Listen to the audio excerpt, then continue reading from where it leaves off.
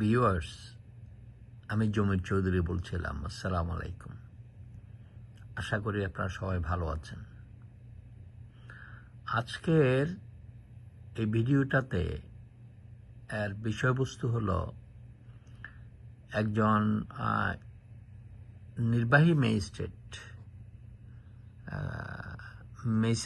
Miss Tabassum, উনি যে status দিয়েছেন এটা নিয়ে সারা দেশে আজকে তোলপাড়। ওনাকে ওএসডি করা হয়েছে সরকারি বিধিনিয়ম বরখালাপের জন্য। তো ভেরি ইন্টারেস্টিং হলো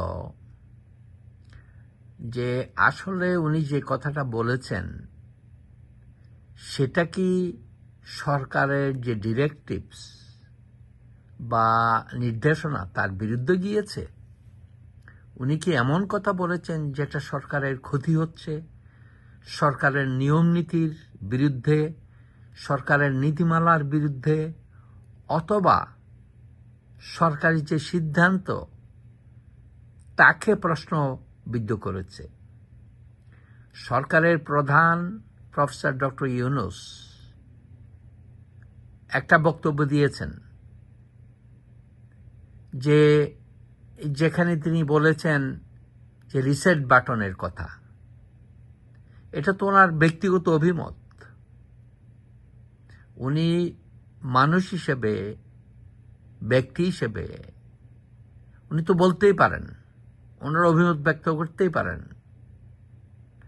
সেই অভিমতের সাথে যে আমি একমত হব বা ওনার পরিবারের কেউ একমত হবেন বা সরকারের সবাই একমত হবেন তার তো কোনো অর্থ নাই। সো এই ব্যক্তি স্বাধীনতাকে অবশ্যই আমাদেরকে সমুন্নত রাখতে হবে। এখন আপনারা শুনুন অ্যাকচুয়ালি ঘটনাটা কি।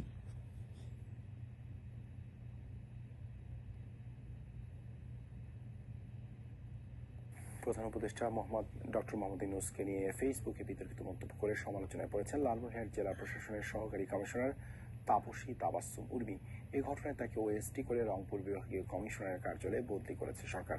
রোববার সন্ধ্যায় বিষয়টি নিশ্চিত করেন জেলা প্রশাসক এইচ.এম. রাকিব হায়দার।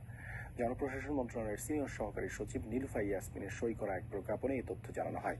তাপসী তাবাসসুম উর্মি নামে সেই নির্বাহী ম্যাজিস্ট্রেট ফেসবুকে লেখেন, সাংবিধানিক ভিত্তিহীন অন্তর্বর্তী সরকারের প্রধান উপদেষ্টা বলেছেন রিসেট বাটনে পুশ করা হয়েছে, অতীত মুছে গেছে।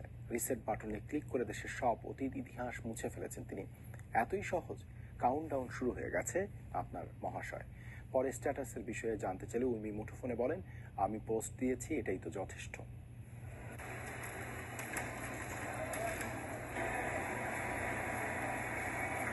পোস্টটা ডিলিট হয়নি, পোস্টটা অনলি মি করে রেখেছি।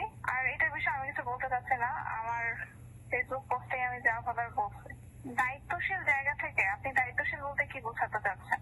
আমি যখন দেখবো আমার দেশের উপর কোনো থ্রেট চলে আসতেছে, আমি মনে করবো আমার দেশকে বাঁচানোর জন্য আমার যতটুকু বলা উচিত সেই বলাটাই আমার দায়িত্বশীলতা। আমার ঊর্ধ্বতন কর্তৃপক্ষ কমিশনার স্যারকে, তারপরে মোপার স্যারদেরকে, ক্যাবিনেটের স্যারকে জানিয়েছি। তারা সিদ্ধান্ত দিচ্ছে ওরে তাড়াতাড়ি করো। এই তারপরে আমি কাগজপত্র রেডি করে কমিশনার স্যারের সাথে কথা বলে ওখান থেকে এনে তারপরে মোপায় কথা বলে তাকে এটা কি সরকারের নীতিমালার বিরুদ্ধে?